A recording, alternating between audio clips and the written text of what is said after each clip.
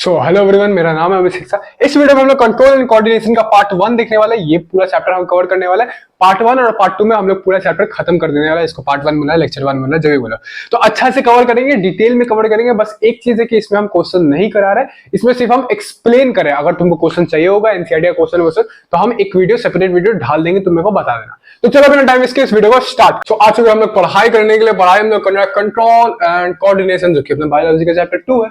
नया chapter start कर लिया, कांग्रेचुलेशन, तुम नया चैप्टर आ चुका है। तो बट भैया ये चैप्टर में पढ़ना क्या है हमको, और ये जो कंट्रोल एंड कोऑर्डिनेशन ये हम पढ़ क्यों रहे, एक बार इंट्रोडक्शन हमको दीजिए।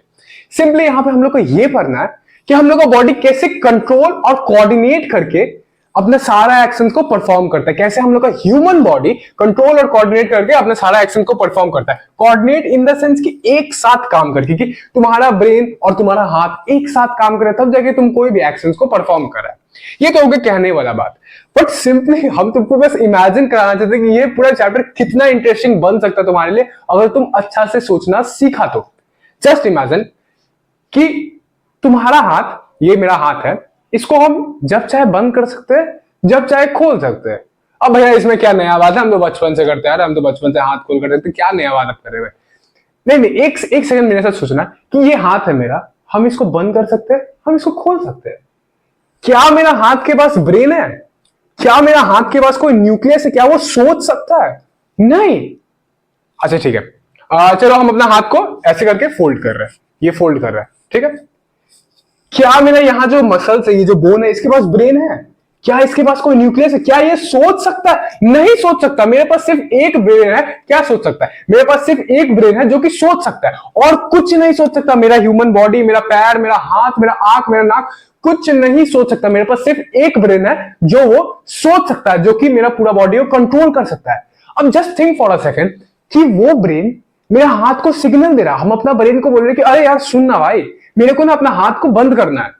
तो मेरे को जो हाथ बंद करना है वो मेरा ब्रेन सिग्नल दे रहा है, मेरा ब्रेन सिग्नल प्रोड्यूस कर रहा है, और वो सिग्नल मेरा बॉडी के थ्रू मेरा हाथ पे आ रहा है, यहां तक नर्व्स पे आ रहा है, मेरा यहां तक हाथ का इस पे आ रहा है, और तब जाके हम क्लोज बंद कर पा रहे हैं। ऐसा नहीं है कि मेरा हाथ के पास कोई ब्रेन है, कोई न्यूक्लियस है। It can not perform without my brain. मेरा ब्रेन जब तक सिग्नल इसको नहीं देने वाला तब तक ये परफॉर्म नहीं कर पाएगा।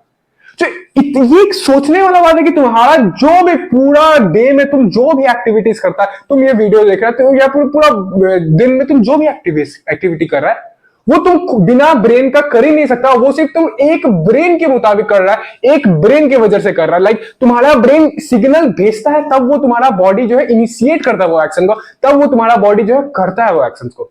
फॉर एग्जाम्पल, हम थोड़ा जिम का शौकीन है तो हम जिम का एग्जांपल देंगे, मेरे लिए जो रिलेटेबल होगा। तो फॉर एग्जांपल मेरे सामने डंबल रखा हुआ है। अब वो डंबल को हम जाके उठाते हैं और बाइसेप कर्ल मारते हैं। अपना बाइसेप कर्ल मतलब ऐसे एक्सरसाइज करते हैं, बाइसेप कर्ल, ठीक है। अपने डंबल उठाए, एक्सरसाइज किए। अब क्या मेरा हाथ के पास कोई ब्रेन है? क्या मेरा हाथ के पास कोई न्यूक्लियस है? क्या वो खुद कंट्रोल कर सकता है? क्या वो खुद जानता है कि नहीं भाई, मेरा हाथ जानता है, नहीं भाई हमको ना जाके वो डंबल उठाना और ऐसे करके बाइसेप कर्ल मारना है तब मेरा बॉडी बने? नहीं, मेरा हाथ वो चीज नहीं जानता। मेरा हाथ के पास कोई ब्रेन नहीं, कोई न्यूक्लियस नहीं, वो खुद ब खुद कुछ नहीं कर सकता है। तो ये कैसे परफॉर्म होता है? मेरे ब्रेन के द्वारा। मेरा ब्रेन मेरा हाथ को सिग्नल भेजता है, तब जाके ये चीज परफॉर्म होता है। तो just think for a second, ये ब्रेन नहीं होगा तो हम कुछ नहीं कर पाएंगे। ये ब्रेन अगर कंट्रोल नहीं करेगा तो हम कुछ भी जो दिन भर में कर पाते हैं हम वो नहीं कर पाएंगे। मेरा हाथ कुछ भी परफॉर्म नहीं कर पाएगा। सिर्फ ये ब्रेन की वजह से ये कंट्रोल करा, और कैसे ये पूरा जो बॉडी कैसे कोऑर्डिनेट करता है। जस्ट थिंक कि सिर्फ एक ब्रेन सिग्नल भेज रहा है और उसी से मेरा पूरा बॉडी काम कर रहा है, उसी से मेरा पूरा बॉडी कोऑर्डिनेट कर रहा है। कैसे ये सिग्नल पास होता होगा मेरा ब्रेन से मेरा बॉडी तक? ये ब्रेन से मेरा बॉडी तक कैसे सिग्नल पास हो रहा होगा? ये जो सिग्नल है कैसे मेरा बॉडी के अंदर हो जाएगा? लाइक इतना इंटरेस्टिंग चीज है बायोलॉजी से ये चैप्टर ही इतना इंटरेस्टिंग चीज है कि तुम अपना ह्यूमन बॉडी के बारे में जान रहे हैं कि तुम्हारा ब्रेन कैसे सिग्नल भेजेगा, और वो सिग्नल कैसे ट्रांसमिट हो रहा है, कैसे ट्रांसपोर्ट हो रहा है, तुम्हारा हाथ तक आ रहा है या तुम्हारा पैर तक आ रहा है या तुम्हारा कहीं पे भी आ रहा है, ताकि तुम एक्शन परफॉर्म करे। ये जो तुम देख रहा है, ये वीडियो तुम देख रहा है, ये तुम्हारा ब्रेन तुमको सिग्नल भेजा होगा, नहीं यार पढ़ना चाहिए। तुम ये वीडियो खोलने से पहले तुम्हारा ब्रेन तुमको सिग्नल भेजा होगा, नहीं यार पढ़ना चाहिए। और फिर तुम्हारा बॉडी इनिशिएट किया होगा उसको, नहीं यार क्या करते हैं हम ना, फोन से तुम्हारा फिंगर टैप टैप किया होगा, अच्छा ये सर्च मारा होगा, ये वीडियो खोला होगा, तब तुम पढ़ना स्टार्ट किया होगा। मे बी फोन साइड में रखा होगा, मे बी फोन सामने रख के देख रहा होगा। तो ये जो हाथ का तुम्हारा मूवमेंट करे, कौन करा रहा है? ब्रेन करा रहा है। और ये ब्रेन कैसे सिग्नल पास करता है, कैसे कोऑर्डिनेट करा है, कैसे एक साथ काम करा है, ये अपन को देखना कंट्रोल एंड कोऑर्डिनेशन में। समझ गए? जी हाँ। तो अब ये कंट्रोल एंड कोऑर्डिनेशन जो है कैसे डिवाइडेड है, हम तुमको इंट्रोडक्शन दे चुके हैं कि क्या है ये चैप्टर में, क्या पढ़ना हम लोग को चैप्टर में। आई होप सो अभी तक थोड़ा सा तुम्हारा इंटरेस्ट बिल्डअप हो गया होगा, और वही सारी चीज को हम लोग को कंटिन्यू करके आगे पूरा चैप्टर को पढ़ना है। तो ये कंट्रोल एंड कोऑर्डिनेशन जो है दो पार्ट में डिवाइडेड है। हम लोग को पढ़ना control and coordination in animals, coordination in plants. ठीक है, हम लोग ब्रेन के बारे में पढ़ेंगे। कंट्रोल इन द सेंस कि हम लोग का ब्रेन और स्पाइनल कॉर्ड कंट्रोल करता है, brain and spinal cord.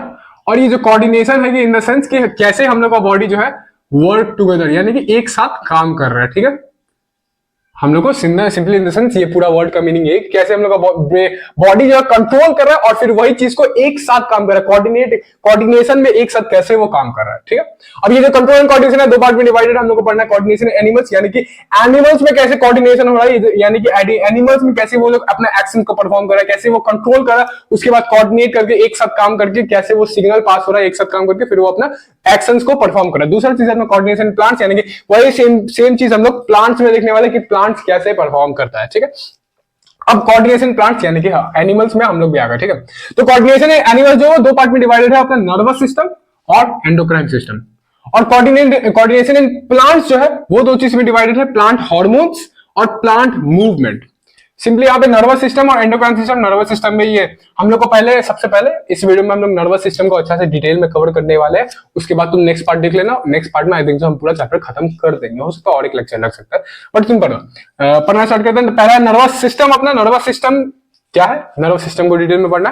Nervous system जो है सबसे पहला चीज दो पार्ट में डिवाइडेड। अरे भैया पार्ट में डिवाइड करते जा रहे हैं, थोड़ा देर बाद अब पढ़ना स्टार्ट करेंगे। ये सिर्फ नर्वस सिस्टम का इंट्रोडक्शन दे रहा है कि उसका पार्ट्स कितना है, उसके बाद अपन पढ़ना स्टार्ट कर देंगे। ठीक है, नर्वस सिस्टम जो है दो चीज में डिवाइडेड है, सेंट्रल नर्वस सिस्टम यानी कि सीएनएस, और दूसरा चीज है अपना पेरिफेरल नर्वस सिस्टम यानी कि पीएनएस। ठीक है, अब ये सेंट्रल नर्वस सिस्टम जो है इसके अंदर दो पार्ट है, सिंपली मेनली अपना ब्रेन और स्पाइनल कॉर्ड आता है, ये तुम्हारा दिमाग, और ये जो पीछे तुम रीढ़ की हड्डी जिसको बोलता है, रीढ़ की हड्डी के अंदर में प्रेजेंट होता है स्पाइनल कॉर्ड, उसको अपन बोलते हैं सीएनएस। वही दोनों ऑर्गन मिला के सीएनएस अपना बनाता है। और सिंपली मेन जो कंट्रोल वाला पार्ट है यही दोनों करता है। तुम्हारा बॉडी का जितना भी एक्शन परफॉर्म हो रहा है वो सिर्फ ब्रेन और स्पाइनल कॉर्ड मिलकर परफॉर्म करता है। ठीक है, और बहुत जन को क्या है कंफ्यूजन होता है कि स्पाइनल कॉर्ड जो है, ये जो हम लोग का पीछे जो रीढ़ का हड्डी तुमको दिखाई दे रहा है, ये जो बैकबोन है, अपन समझते हैं कि बैकबोन ही अपना स्पाइनल कॉर्ड है, एक्चुअली में नहीं होता है। बैकबोन सिर्फ एक मोटा सा ऊपर का कवरिंग है। बैकबोन, ये अपना बैकबोन है, बैकबोन के अंदर में स्पाइनल कॉर्ड प्रेजेंट होता है। स्पाइनल कॉर्ड इतना हार्ड नहीं होता है, बोन जैसा हार्ड नहीं होता है, कोई बोन नहीं होता है, एक सिंपली तार लाइक का सब्सटेंसेस होता है। तुम गूगल सर्च मार के देख सकता है कि रियल स्पाइनल कॉर्ड कैसा होता है, सिंपली तार लाइक का ये होता है, तार लाइक स्ट्रक्चर होता है, तार एकदम पतला सा होता है। तो ये बैकबोन है जिसको अपन वर्टिबल कॉलम भी कहते हैं। वर्टिबल कॉलम के अंदर में प्रेजेंट होता है अपना स्पाइनल कॉर्ड। ठीक है, और दूसरा अपना पीएनएस। पीएनएस में हम लोग पढ़ेंगे, पीएनएस में होता है सिंपली, पीएनएस में सिंपल चीज होता है कि अपना वो जो नर्व्स होता है, वो जो तुम्हारा बॉडी में पूरा क्या है, एक जाला बिछाया हुआ है, जाला बिछाया हुआ है, जैसे ब्लड वेसल्स का जाला बिछाया हुआ है वैसे तुम्हारा नर्व्स का भी जाला बिछाया हुआ है। और वही नर्व्स का वजह से तुम्हारा बॉडी में सारा ट्रांसपोर्टेशन होता है, किसका, सिग्नल का। ब्लड वेसल्स किसका ट्रांसपोर्ट कर रहा था, ब्लड का। यहाँ पे क्या हो रहा है, यहाँ पे नर्व जो है, जो पूरा जाला तुम्हारा बॉडी में बिछा हुआ है, वो क्या जिसका ट्रांसपोर्ट करता है, वो सिग्नल्स, इंफॉर्मेशन का ट्रांसपोर्ट करता है। कि तुम्हारा बॉडी तुमको इंफॉर्मेशन दिया कि यहाँ पे अभिषेक लिखो, मेरा नाम अभिषेक है, तो यहाँ पे अभिषेक लिखो। तो ये जो मेरा सिग्नल ट्रांसपोर्ट हुआ मेरा हाथ तक आया, और ये जो पूरा हम एक्शन परफॉर्म किए, ये जो कलाकारी किए हैं, अभिषेक लिखे, तो ये मेरा ब्रेन परफॉर्म किया, यही मेरा नर्व्स के थ्रू ये सिग्नल आया।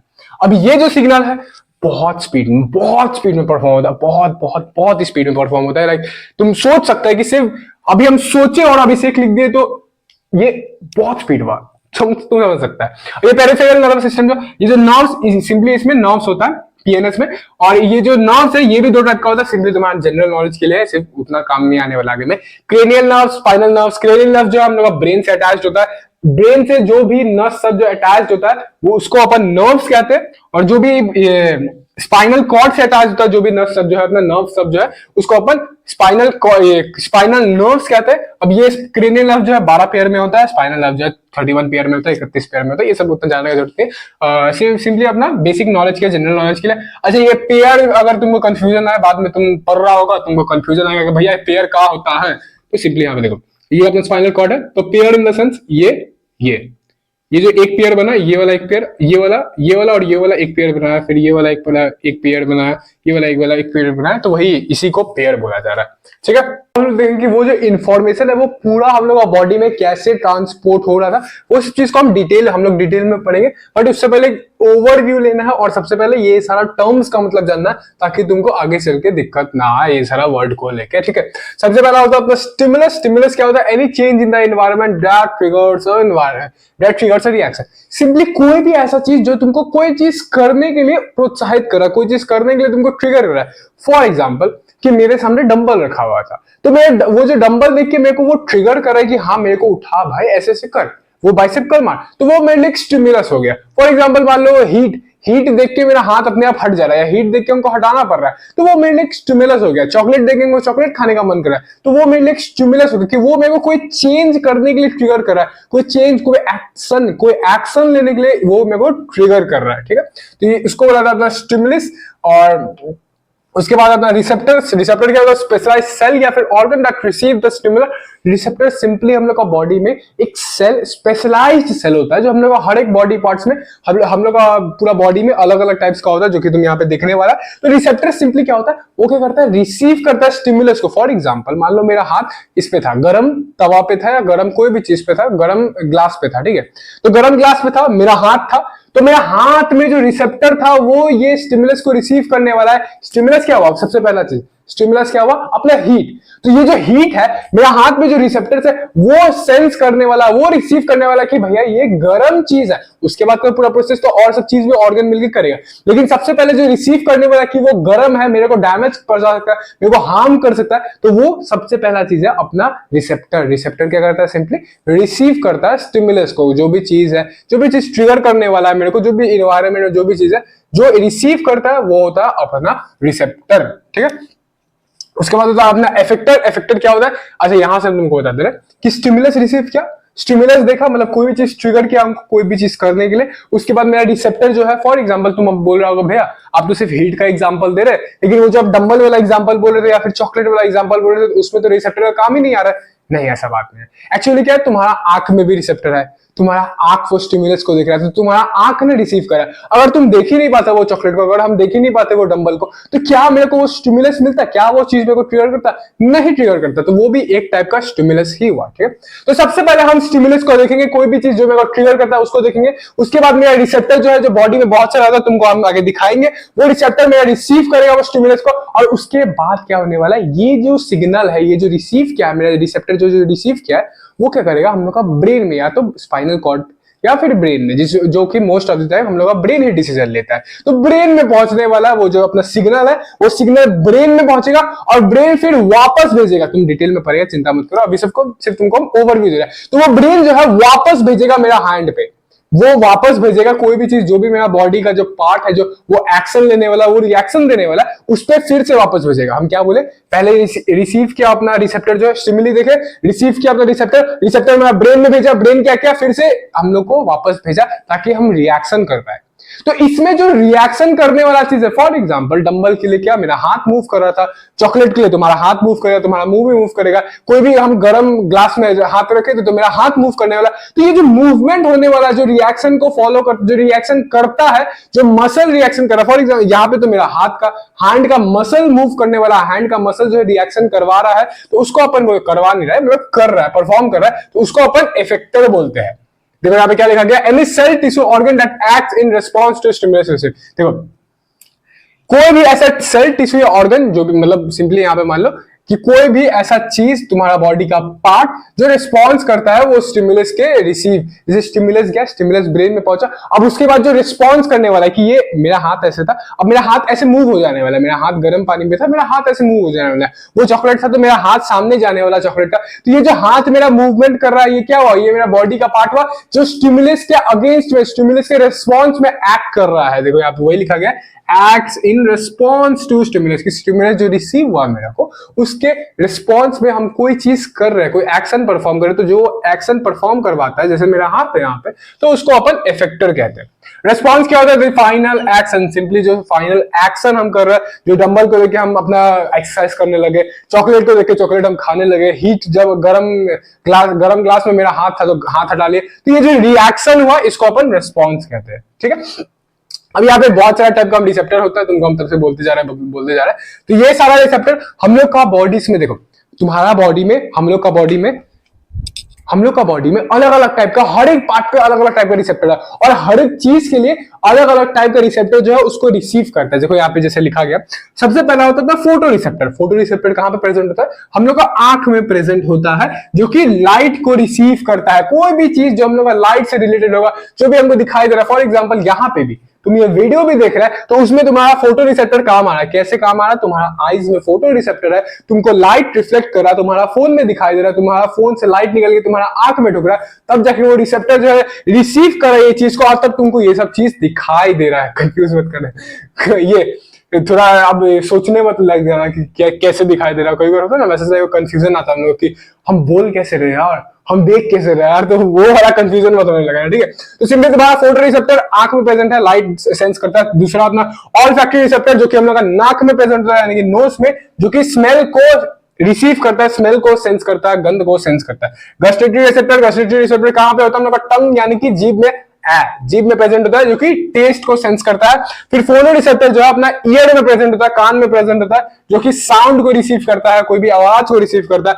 थर्मो रिसेप्टर जो कि अपने स्किन में प्रेजेंट होता है, और ये हीट और कोल्ड को रिसीव करता है। सिंपली तुमको जो भी हीट एंड कोल्ड फील होता है वो सिर्फ थर्मो रिसेप्टर की वजह से फील होता है। सिर्फ क्या बोल रहा मैं, वो थर्मो रिसेप्टर की वजह से ही फील होता है तुमको, जो कि अपना स्किन में प्रेजेंट होता है। ठीक है, और नोसाइसिसेप्टर जो कि लास्ट अपना, इसका नाम पता नहीं कौन रखा है, बहुत घटिया नाम रखा है इसका। तो इसका यह भी अपना स्किन में प्रेजेंट होता है। स्किन में दो टाइप का रिसेप्टर प्रेजेंट होता है। सबसे पहला चीज अपना ये थर्मो रिसेप्टर जो कि हीट एंड कोल्ड हम लोग को बताता है कि हीट एंड कोल्ड सेंस करता है। और दूसरा चीज अपना नोसाइसिसेप्टर जो कि पेन को सेंस करता है, जो कि अपना दर्द को सेंस करता है कि भैया दर्द हो रहा है, हमको दर्द नहीं हो रहा है, हम मर्द है फिर भी दर्द हो रहा है। ये सब जो सेंस जो करता है वो सब अपना रिसेप्टर लोग सेंस करता है। ठीक है, नोसाइसिसेप्टर। अब ये एक बात है कि ये जो चीज है रिसेप्टर वाला चीज जो ये तुमको टेबल बताया, ये बहुत इंपॉर्टेंट है। इसको अच्छा से याद कर लेना। सारा रिसेप्टर्स ये यहाँ पे प्रेजेंट होता है और स्टिमुली को रिसीव करता है। ज्यादा नहीं है, 1 2 3 4 5 6 हीट होता है। और आसान सा है, इंटरेस्टिंग चीज भी है कि तुमको कभी कोई पूछे भी कि तुम अपना मम्मी को जाके बता सकते हो, मम्मी आपको पता है मेरा जीभ में ना गस्टेटरी रिसेप्टर है, और उसी की वजह से ना हमको टेस्ट आ रहा है। आप जो भी सब्जी बनाए जो कि अच्छा नहीं बनाए, क्योंकि करेला का सब्जी हमको अच्छा नहीं लगता। तो ये सारा चीज तुम ऐसे जनरल नॉलेज के लिए, और ये इंपॉर्टेंट भी है, इसको याद भी कर लेना। ठीक है, आओ कुछ एग्जांपल देख लेते हैं। जो इतना सबसे हम लोग बकबक कर रहे हैं एग्जांपल सब करके, हीट वाला एग्जांपल हम तुमको बता दें कि ताकि तुम अच्छा से इमेजिन कर पाओ। सबसे पहला चीज हीट वाला एग्जांपल इन द सेंस की गरम ग्लास है, गरम ग्लास को हम पकड़ के रखे। अब उसके बाद क्या मूवमेंट होने वाला है उसको हम लोग डिटेल में डिस्कस करेंगे। उसके बाद क्या है डंबल वाला एग्जांपल की हम डंबल को देखें, अब उसको देख के बाइसेप कर्ल यानी कुछ भी एक्सरसाइज करने का मन कर रहा है, यहाँ पे हम बाइसेप कर्ल माने हैं कि वो बाइसेप वाला एक्सरसाइज।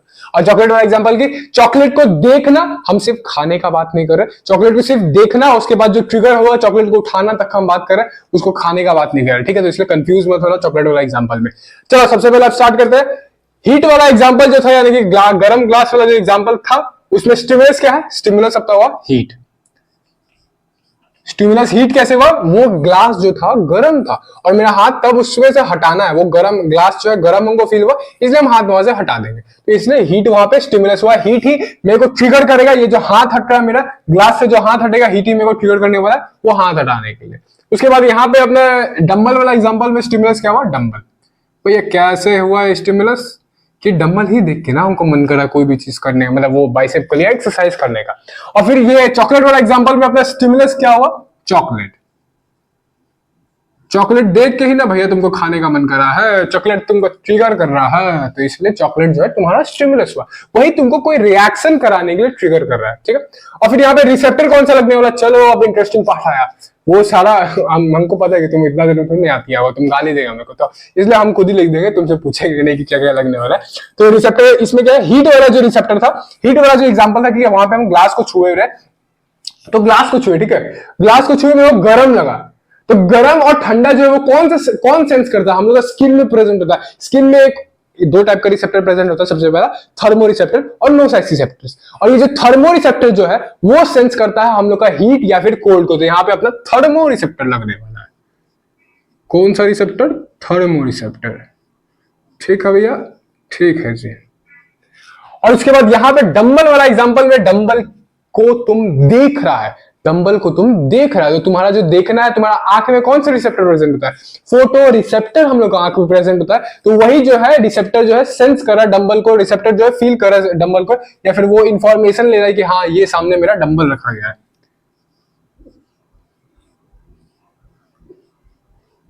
सिमिलरली यहाँ पे चॉकलेट वाला एग्जांपल में भी फोटो रिसेप्टर लगने वाला, तुमको कंफ्यूजन आएगा कि भैया यहाँ पे गस्टेटरी रिसेप्टर भी लग सकता है। हाँ, गस्टेटरी रिसेप्टर टेस्ट के लिए हो गया, लेकिन हम तुमको क्या क्लियर आउट किए सबसे पहले कि ये एग्जांपल जो ले रहा है हम लोग सिर्फ उठाने का बात कर रहे हैं, चॉकलेट को हम लोग खाने का बात नहीं कर रहे हैं। तो इसलिए यहाँ पे अपना फोटो रिसेप्टर ही लगने वाला है, जो कि अपना आईज में प्रेजेंट होता है और वही सेंस करता है कोई भी लाइट को। तो कोई भी चीज तुमको दिखाई दे रहा है, कोई भी चीज देख के तुम ट्रिगर हो रहा है, तो उसका मतलब फोटो रिसेप्टर जो है वो सिग्नल को रिसीव कर रहा है। अब यहाँ पे इफेक्टर क्या हुआ, यानी कि जो हम लोग का बॉडी पार्ट जो है जो मूव करने वाला, तो यहाँ पे तीनों में हैंड ही मूव करने वाला है। कैसे भैया देखो, हीट वाला एग्जांपल में जो ग्लास था तो ग्लास यहाँ पे हैंड मूव करने वाला है, फिर डंबल एग्जांपल जो था डंबल में भी हाथ मेरा मूव करने वाला है, और तीसरा चॉकलेट में भी, चॉकलेट अगर खाने का मन हुआ तुमको तो जाके चॉकलेट उठा लेना, खा लेना, ठीक है। तो तीनों में अपना हैंड मसल ही जो है जो इफेक्टर हुआ, यानी इन रिस्पॉन्स वो जो स्टिमुलस मिला, जो स्टिमुलस रिसीव हुआ उसका रिस्पॉन्स में एक्ट कर रहा है कोई भी ऐसा अपना बॉडी का पार्ट या फिर ऑर्गन या फिर सेल या फिर टिश्यू। मोस्टली यहाँ पे पार्ट्स ही तुमको लिखना पड़ेगा, हैंड मसल। और लास्ट में अपना आता है रिस्पॉन्स। रिस्पॉन्स क्या होता है, सबसे पहला वाला एग्जांपल में जो गर्म पानी का ग्लास था तो अपना हाथ हम हटा लेते, तो वहां पे क्या हुआ, रिमूवल और हैंड हुआ, विड्रॉवल ऑफ हैंड भी बोल सकता है, सिंपली हाथ जो मूव किए। और यहाँ पे डंबल वाला एग्जांपल में अपना रिस्पॉन्स क्या हुआ, डंबल को उठा के हम बाइसेप कर्ल मारने लगे। बाइसेप कर्ल जो जानता है अच्छा बात है, ये बाइसेप वाला जो होता है इसको बोला जाता है, या फिर कोई भी एक्सरसाइज करने लगे मजा मजा में बाइसेप कर्ल लिए। और उसके बाद क्या है, तीसरा चॉकलेट वाला एग्जांपल में रिस्पॉन्स क्या था, उसको लेके अपना मुंह में रखना। हम ये बोल रहे थे कि मुंह तक ही रखा रहा है, लेकिन हम खाने वाला एग्जांपल को नहीं लिए, तो यहाँ पे अपना रिस्पॉन्स जो है पुटिंग इट इन माउथ, ठीक है। मजा मजा तुमको सिर्फ एक्सप्लेन करने के लिए दिया ये सारा एग्जांपल, कॉपी में लिखने का मन है तो लिखो, नहीं तो नहीं मन है तो मत लिखो, ठीक है। इतना देर से हम लोग देख रहे थे कि ये जो इंफॉर्मेशन है, जो सिग्नल है, इफेक्टर से लेके अपना रिसेप्टर से लेके अपना इफेक्टर तक जा रहा था, ठीक है भैया। लेकिन अब क्या करना, और थोड़ा जूम इन करके हम लोग देखें कि ये जो इफेक्टर से रिसेप्टर तक जा रहा है, रिसेप्टर से इफेक्टर तक जा रहा है, ये पूरा प्रोसेस जो है और जूम करके कैसे हो रहा है, कौन करवा रहा है, ये रिसेप्टर से भी इफेक्टर तक कौन लेके जा रहा है, ठीक है। तो ये हम लोग देखना है, तो ये जो है transfer of information between receptor और इफेक्टर, यानी कि इंफॉर्मेशन जो है ट्रांसपोर्ट जो कराता है बिटवीन इफेक्टर और रिसेप्टर, वो जो है अपना नर्व कहलाता है, यानी कि अपना नस कहलाता है। इसी की वजह से क्या होता है, अपने जो इंफॉर्मेशन है रिसेप्टर से इफेक्टर, इफेक्टर से रिसेप्टर, या फिर सिंपली तुमको बताया तो हम रिसेप्टर से अपना ब्रेन तक जाता है, ब्रेन से इफेक्टर तक आता है, और फिर ये पूरा प्रोसेस होता है। तो ये ब्रेन भी इन्वॉल्व होता है, ब्रेन पे पहले इंफॉर्मेशन जाता है। तो ये नर्व क्या होता है, हम लोग का पूरा बॉडी में कुछ फाइबर जैसा, कुछ गुच्छा जैसा, ये पूरा बॉडी में फैला हुआ है हम लोग का, और ये पूरा बॉडी में फैला हुआ है। इसी की वजह से क्या होता है, सिग्नल जो है पास ऑन होता है, सिग्नल जो एक जगह से एक जगह जाता है। कहां से जाता है, पहला चीज तो मोस्ट ऑफ द सिग्नल जो है तुम्हारा ब्रेन से निकलता है, तो ब्रेन से निकल के सिग्नल जो है, most of the signal brain से निकल के हम लोग का बॉडी पार्ट तक जाता है, और कुछ कुछ इंफॉर्मेशन स्पाइनल कॉर्ड तक भी जाता है। तो ये आना जाना जो है, ट्रांसपोर्टेशन ऑफ सिग्नल जो है, ट्रांसपोर्टेशन ऑफ इंफॉर्मेशन जो है, ये नर्व्स के द्वारा होता है, जिसको हिंदी में अपन नस बोलते हैं, ठीक है। और ये नर्व जो है अपना, ये नर्व सेल से मिलकर बना होता है, जिसको अपन न्यूरॉन भी कहते हैं। ये नर्व जो है अपना नर्व सेल से बनकर बना होता है, यानी मिलके बना होता है, जिसको अपन न्यूरॉन भी कहते हैं।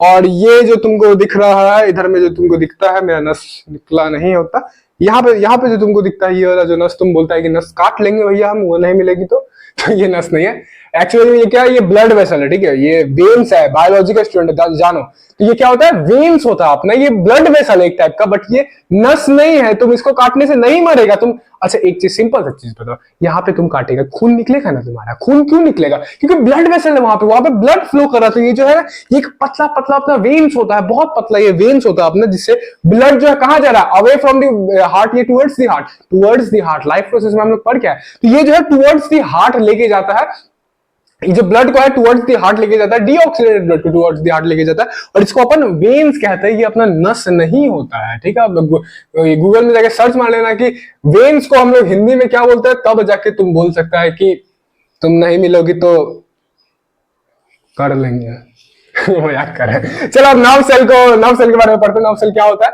नर्व सेल एक हाईली स्पेशलाइज्ड सेल होता है design to transport information throughout the body. Simply हम तुमको बता दी, ये जो नर्व है, नर्व सेल से मिलकर बना होता है। नर्व सेल क्या होता है? हाईली स्पेशलाइज्ड सेल है। जी हाँ, ये बहुत ही स्पेशलाइज्ड सेल है, मतलब बहुत ही बारीकी से बनाया गया। इतना कभी कभार हम मतलब फैसिनेट हो जाता है हमसे ये सोच के कि भगवान बनाया है ये सब चीज को, और इतना परफेक्शन, इतना डिटेलिंग के साथ, इतना स्पेशलाइज्ड सेल सब हम लोग का बॉडी में बनाया कि लाइक आज तक साइंटिस्ट लोग इसके ऊपर रिसर्च कर रहे हैं। और आज में भी हो सकता है कि हम लोग जब तक जीवित रहेंगे, हम लोग का बच्चा जब तक दुनिया रहने वाला तब तक रिसर्च चलने वाला है ये सेल सब पे, हम लोग का ह्यूमन बॉडी पे, ये धरती पे, ये पृथ्वी पे। तो सोचो कि भगवान क्या बना के भेजा है भाई, हम लोग नहीं बना रहे, आर्टिफिशियल नहीं है, सब नेचुरल है।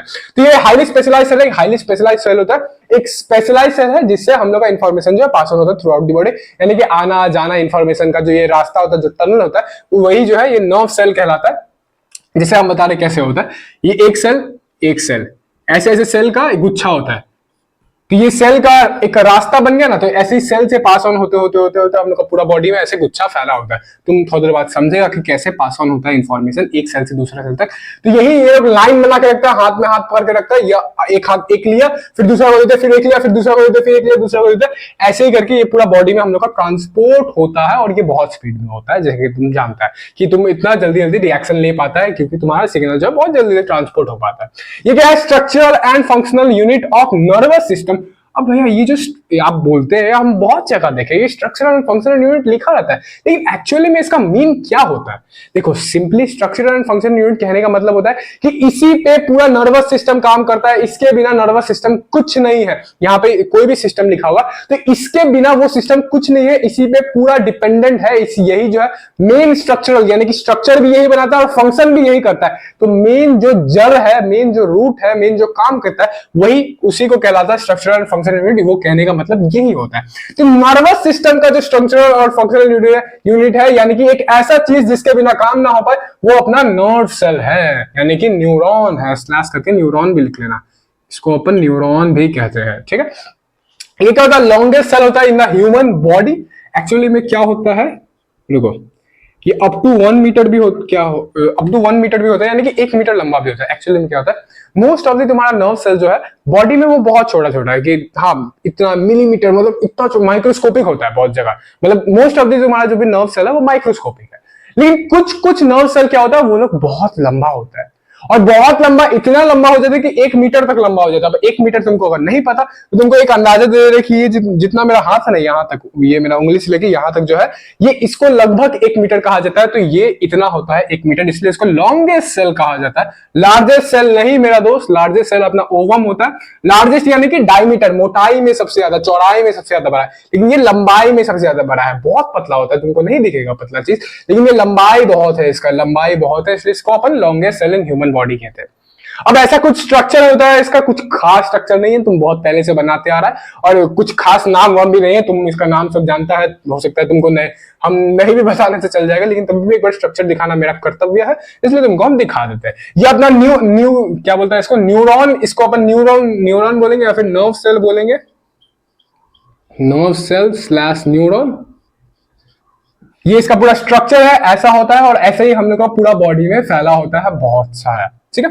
अब यहां पे क्या होता है, ये अपना, ये जो है, ये जो तुमको, रुको क्या कर रहे हैं हमें, तो ये अपना पूरा स्ट्रक्चर है। यहां पे क्या होता है, एक न्यूक्लियस प्रेजेंट होता है, ठीक है। ऑफ कोर्स सेल है, न्यूक्लियस प्रेजेंट होगा, एक न्यूक्लियस प्रेजेंट है। न्यूक्लियस का आसपास में जो है ये जो साइटोप्लाज्म, कुछ साइटोप्लाज्म मतलब कुछ लिक्विड जैसा स्ट्रक्चर तुम मान सकते हो। तो यहाँ पे साइटोप्लाज्म प्रेजेंट होता है, उसके न्यूक्लियस के सामने जो लिक्विड स्ट्रक्चर है वो साइटोप्लाज्म प्रेजेंट होता है, जिसको साइटोप्लाज्म कहता है। और इसको न्यूरोप्लाज्म भी कहा जाता है, क्योंकि न्यूक्लियस के सामने प्लाज्म है, न्यूक्लियस के सामने लिक्विड है, इसलिए इसको न्यूरोप्लाज्म भी कहा जाता है। उतना जानने की जरूरत नहीं है, सिंपली डायग्राम देख लो, आसान सारी डायग्राम है, और लेबलिंग कर लेना। तो ये न्यूक्लियस हुआ, ये जो गोल है न्यूक्लियस हुआ, इसके बाहर में जो ये जो पानी पानी तुमको दिखाई दे रहा है डॉट डॉट, इसको अपन साइटोप्लाज्म कहेंगे। और ये जो तुमको हेयर लाइक स्ट्रक्चर दिख रहा है, ये जो बाहर बाहर में ऐसे बनाया है, इसको अपन डेंड्राइट कहेंगे।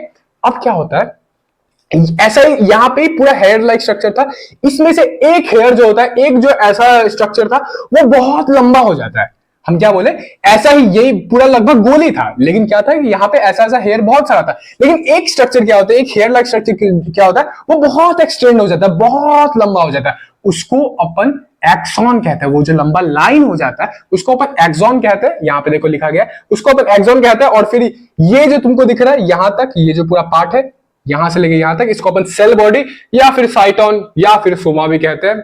3-4 नाम है, तुमको जरूरत नहीं होता नाम याद नहीं रखने का, बस अपना दिमाग में रखना कि कभी कोई टीचर तुमको बोल दे कि हाँ भैया बेटा ये देखो ये साइटोन है, तो तुम्हारा दिमाग ना घूम जाए, ठीक है। फिर ये अपना पूरा एक्सॉन है, एक्सॉन हम लोग समझ गए। और उसके बाद ये जो तुमको दिख रहा है, ये जो गोल गोल तुमको दिख रहा है चार कोना बक्सा जो बनाया है, इसको अपन माइलिन सीट कहते हैं।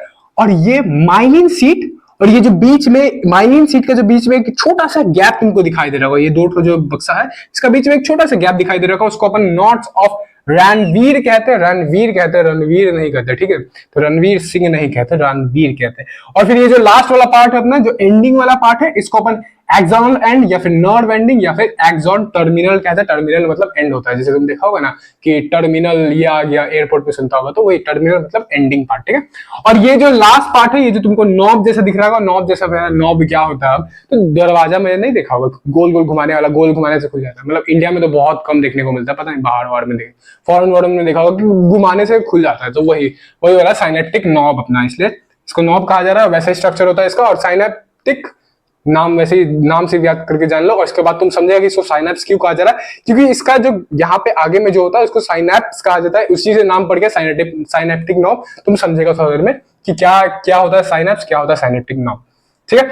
और फिर एक चीज हमको तुमको कंफ्यूज ना हो, एक चीज हम तुम्हारा कंफ्यूजन दूर करना चाहते हैं, जो मेरे को बचपन से भी था। क्या होता है कि ये पूरा जो लाइन तुमको दिखाई दे रहा है, ये पूरा जो तुमको पूंछ दिखाई दे रहा है, ये जो एक्सटेंडेड स्ट्रक्चर दिखाई दे रहा है, इसको अपन एक्सॉन कहते हैं। लेकिन ये जो दो बक्सा का बीच में जो गैप है, इसको नॉट्स ऑफ रणवीर कहते हैं। हम क्या बोले, ये जो पूरा लाइन है इसको अपन एक्सॉन कहते हैं, और ये जो दो बक्सा का बीच में जो गैप है उसको कहते हैं नॉट्स ऑफ रणवीर। तो इसमें कंफ्यूज मत होना, क्योंकि यहाँ पे जब लेबलिंग करना होता है ना हम लोग को, तो हम लोग क्या करते हैं, ऐसे लेके जब करते हैं तो एक्सॉन और नॉट्स ऑफ रणवीर को सेम जगह दिखाना पड़ता है। तो हम लोग क्या होता है, बहुत जन का माइंड में, ऑफ कोर्स टीचर का माइंड में तो नहीं रहता होगा, लेकिन हम लोग के माइंड में कंफ्यूजन आ जाता है। तो ये जो पूरा लाइन है इसको अपन एक्सॉन कहते हैं, और ये जो गैप है इसको अपन नॉट्स ऑफ रणवीर कहते हैं।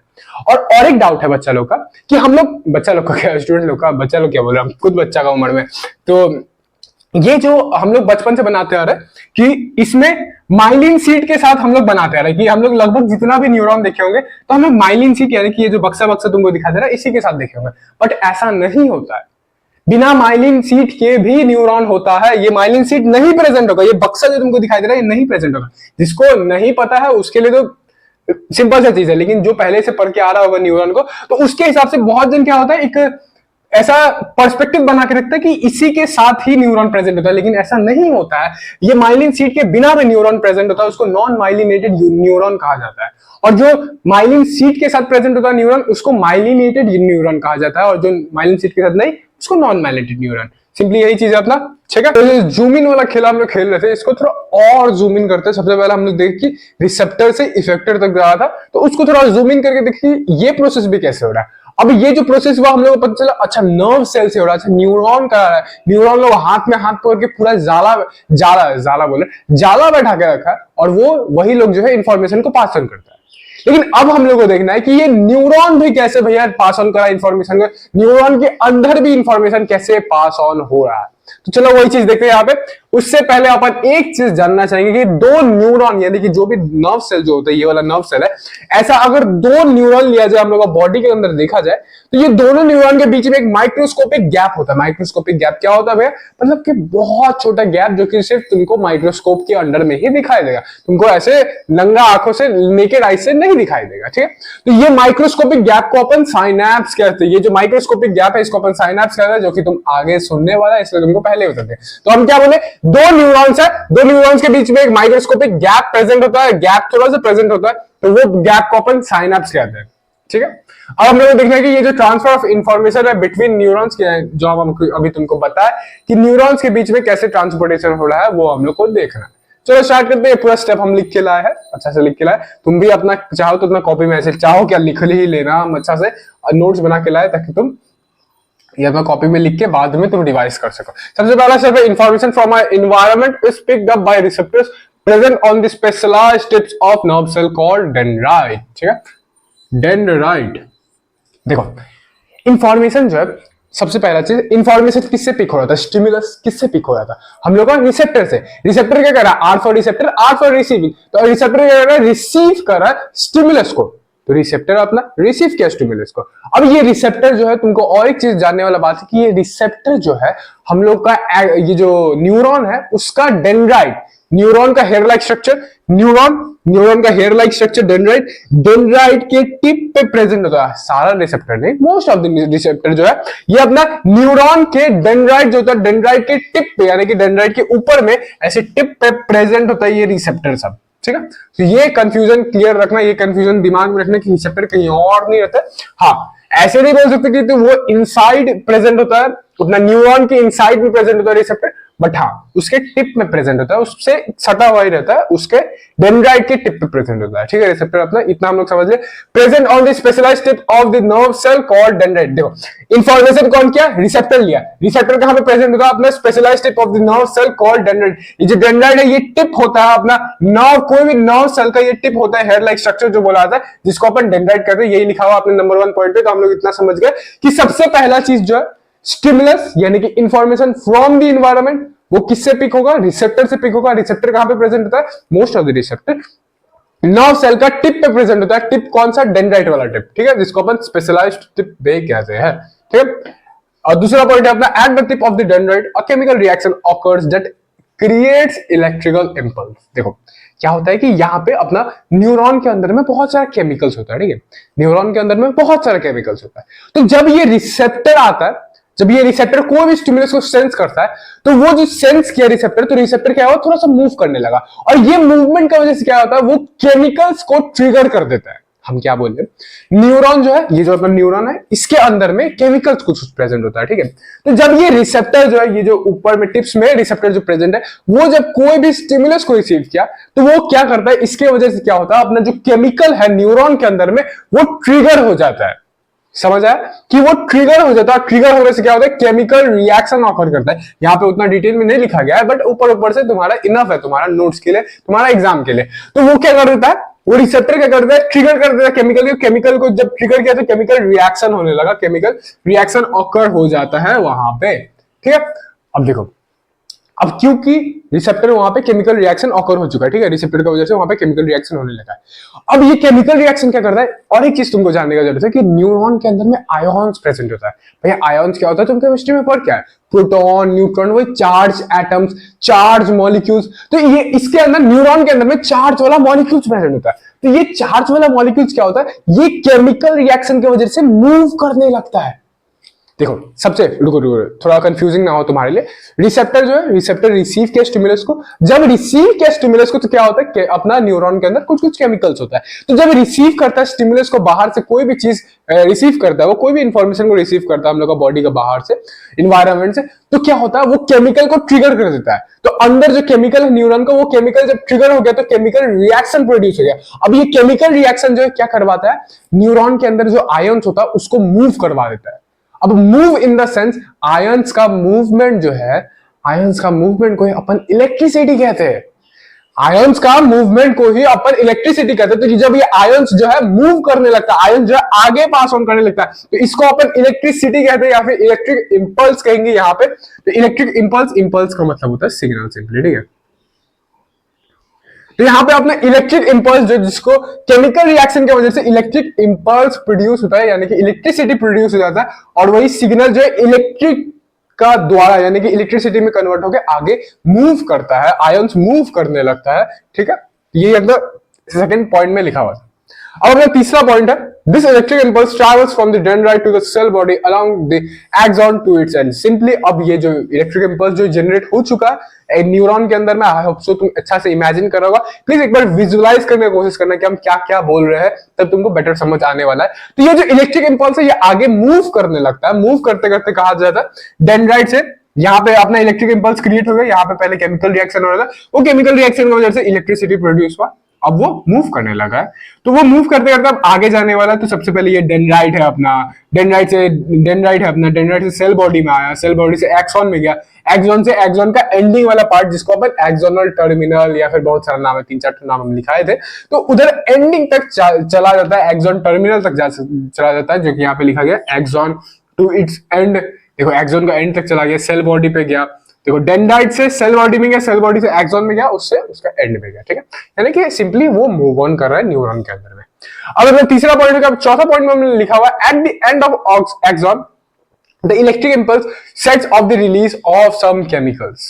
देखो ये पॉइंट समझने पहले तुमको एक चीज समझना पड़ेगा कि कोई भी तार है, ठीक है, कोई भी तार लगा हुआ है, अपने इलेक्ट्रिक का तार लगा हुआ है, तो उसको अगर हम बीच से काट दिए तो क्या इलेक्ट्रिसिटी रुक जाएगा? हाँ भैया, कोई भी तुम्हारा तार है, कोई भी इलेक्ट्रिसिटी का तार, अगर उसको बीच से काट दिए तो क्या तुम्हारा, अच्छा मान लो तुम्हारा लाइट का तार, तुम्हारा घर का तार है, ठीक है, तो तुम्हारा कोई लाइट कनेक्टेड वाला तार है, उसको वो तार को, वो वायर को निकल के हम बीच से काट दिए, तो क्या तुम्हारा लाइट जलने वाला है? नहीं जलने वाला भैया, लाइट नहीं जलेगा। क्यों नहीं जलेगा?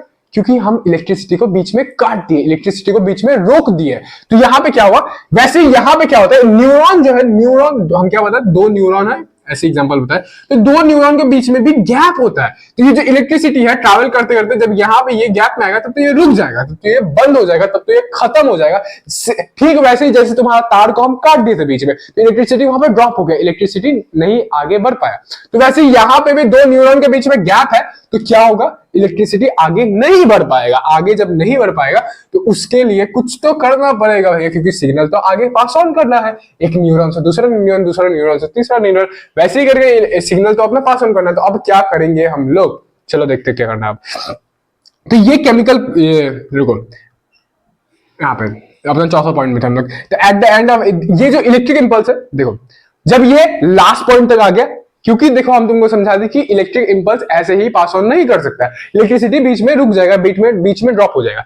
तो अब ये इलेक्ट्रिसिटी यहां पे आके क्या होता है, ये जो एंड में जब आया, यहाँ पे साइनेप्टिक नोब्स जो तुमको हम दिखाए थे, ये सब जो नोब वाला टाइप है, जो हम बोले थे कि हाँ अमेरिका का जो दरवाजा सब में ऐसे गोल गोल घुमाने वाला था, तो यहाँ पे जो साइनेप्टिक नोब है, यहाँ पे कुछ कुछ केमिकल्स प्रेजेंट होता है, यहाँ पे कुछ कुछ केमिकल्स प्रेजेंट होता है। और जैसे यहाँ पे इलेक्ट्रिक सिग्नल आया, वो क्या करेगा, केमिकल्स को जाके बोलेगा कि भैया हम आ गए हैं, अब आप करिए, एक काम करिए, आगे जाइए।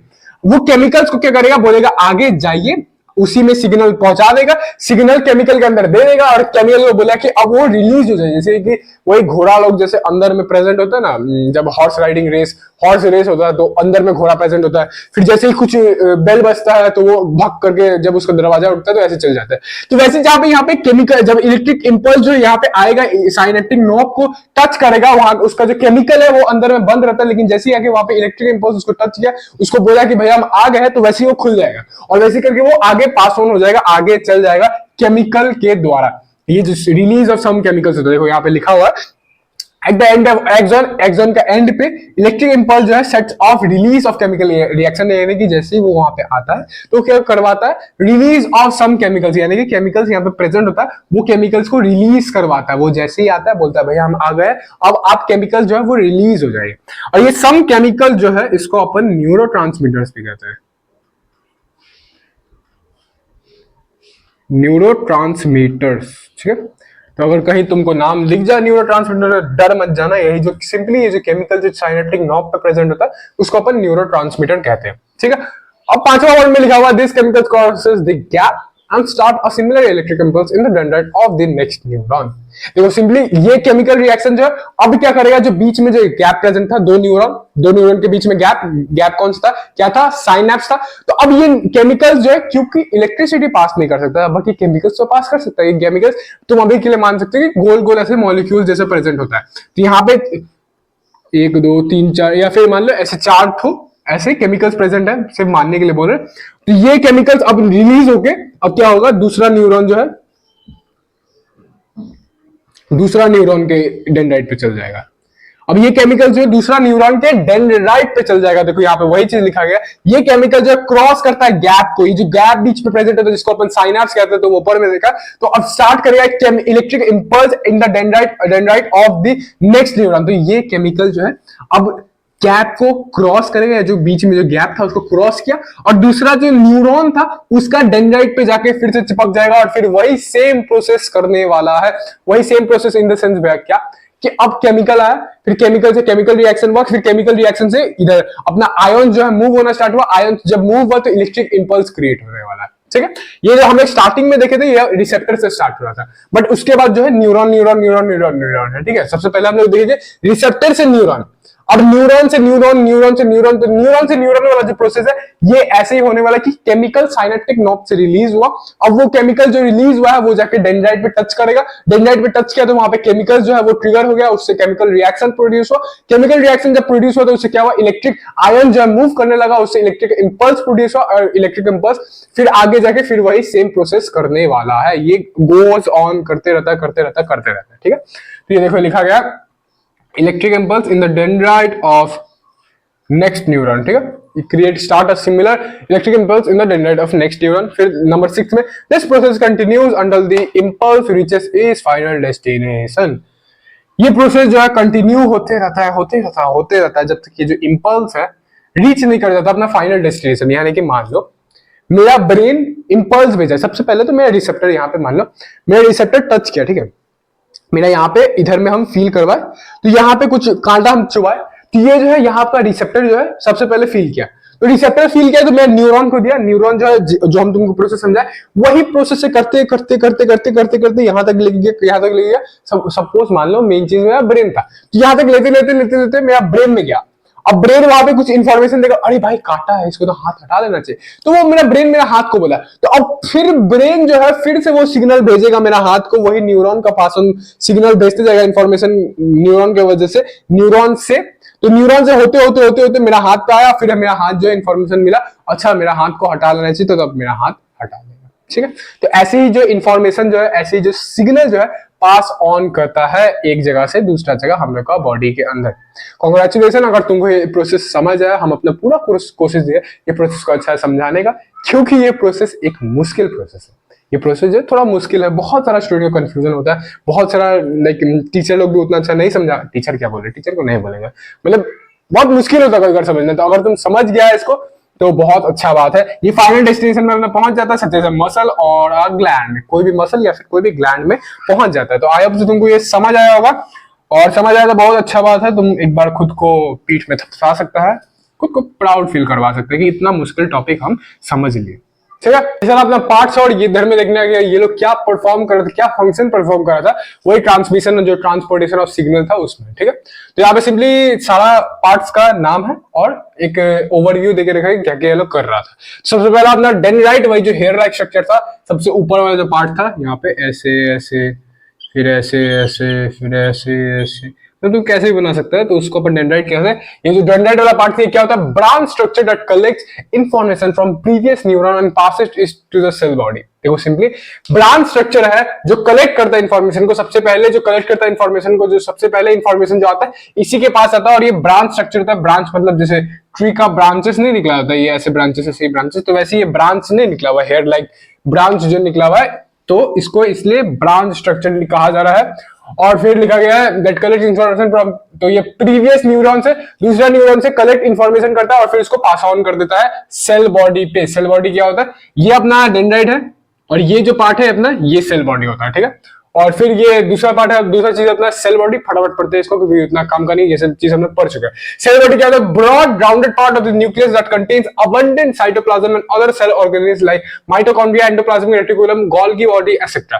देखो ये ब्रॉड और राउंडेड पार्ट होता है, ब्रॉड यानी कि बड़ा, राउंडेड पार्ट यानी कि गोल पार्ट है। यहाँ पे देखो ये गोल पार्ट जो है ये सेल बॉडी अपना ये क्या करता है, कंटेन करता है अबंडेंट साइटोप्लाज्म। जी हाँ, इसके अंदर बहुत सारा साइटोप्लाज्म होता है, अगर तुमको पता है तो ठीक है, नहीं तो रट्टा मान लो। And other cell organelles like mitochondria, endoplasmic reticulum, Golgi body etcetera, मतलब ये सारा सेल ऑर्गेनेल्स है, ये सब इसके अंदर प्रेजेंट होता है। अब ये सब क्या होता है, तुम क्लास 9 में पढ़ा था, सेल के अंदर जो पार्ट्स होता है ये सब वही होता है। अब हम इसको डिटेल में नहीं पढ़ाने वाले क्योंकि हम लोग का टॉपिक नहीं है, हम लोग का सिलेबस में नहीं है अभी के लिए।